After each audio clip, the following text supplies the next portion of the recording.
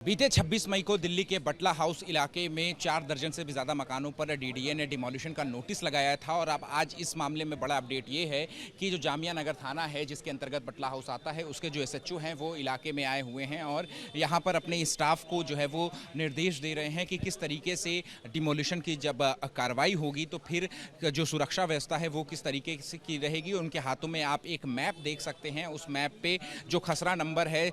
279 जिसका ऊपर डीडीए ने अपना क्लेम डाला है, उसको लेकर के जो जो जो जो लॉ एंड ऑर्डर की सिचुएशन को देखते हुए जहां जहां बैरिकेड लगाने हैं वो जो है वो यहाँ पर एसएचओ जो है वो अपने स्टाफ को समझाते हुए साफ तौर पे जो है वो दिखाई दे रहे हैं। और उन गलियों को यहाँ पर चिन्हित किया जा रहा है जिनका रास्ता जो है वो खसरा नंबर 279 तक जाता है। और इन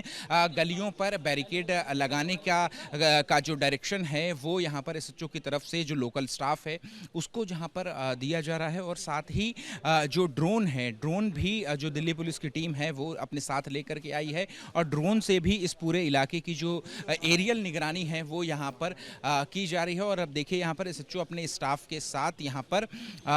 जो है वो अब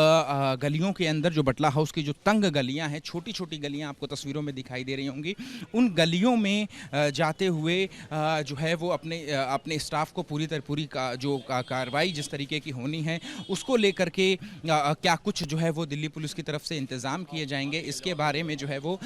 बताया जो है वो यहाँ पर जा रहा है। और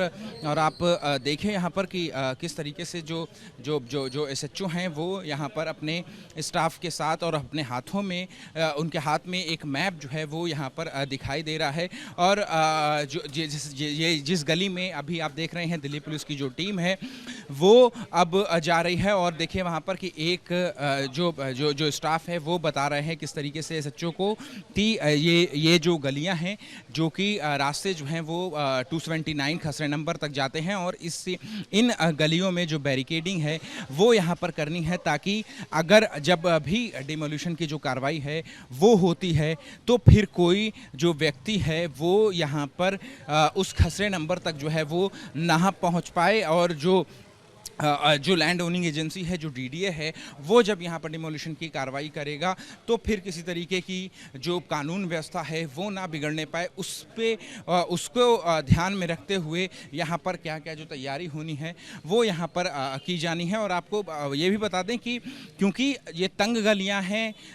संकरी गलियाँ हैं, इस वजह से कहीं ना कहीं यहाँ पर जो डिमोलिशन की कार्रवाई है उसमें जो ऑपरेशनल दिक्कतें हैं वो भी यहाँ पर आनी है, क्योंकि